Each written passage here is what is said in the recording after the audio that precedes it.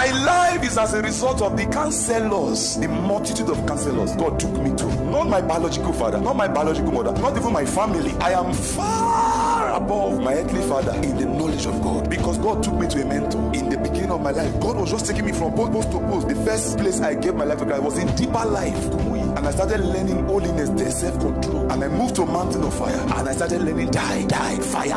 And I moved to Prophet Jeremiah. Then I understood deliverance. It's true, Prophet Jeremiah. I even know that there's a person called Chief Joshua. I started learning from the two city prophetic healing deliverance ministry. From there, I moved. My friend Charity in university took me to Winners, and I saw Bishop David Oyedepo. That's when I knew what is called teaching. I never knew the teaching ministry before. And in Shiloh 2014, I saw this man vomiting scriptures. I've never seen it before. I thought power was just casting out demon prophecies and healing, but I saw somebody standing on the altar for the first time quoting scriptures, and I was feeling fire. I said, what manner of man is this? When I had scriptures, the way he was vomiting, pumping out scriptures, and something about the teaching ministry that God had placed in me was waking up. It was sleeping before. I started desiring knowledge. Mentors are mirrors. Your counselors may not talk, but their lives are mirrors. When God called the Archbishop Duncan Williams, he said, I'm sending you to blessed memory. Archbishop Benson Idahosa, go to his Bible school. So he went there, and he went to the Bible school. He got angry because they are telling him to read and write. He could not read and write, so he wanted to leave. God said, I didn't tell you to go to Bible school. I said, go and watch the man. That is the school. And just watching that man's life, it's molded him. And Prophet Jeremiah will always speak about the Apostle Ayo Babalola. I went to start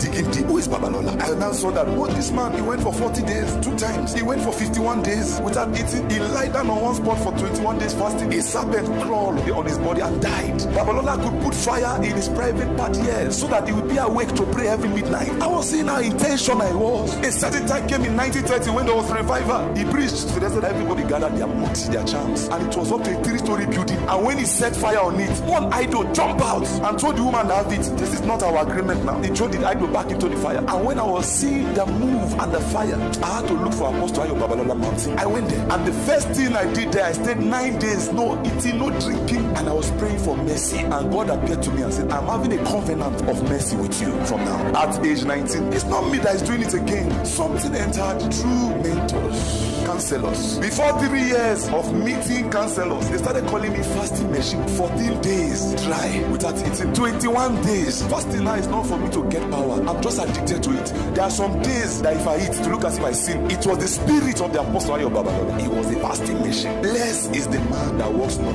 in the counsel of the God. Even my biological father said, sometimes if I'm looking at you and if I'm watching you, I'll be saying, it's me that gave birth to you. He sucked my father. In the multitude of counselors, there's what? Safety. The counsel you receive will either determine how long you will live, to determine your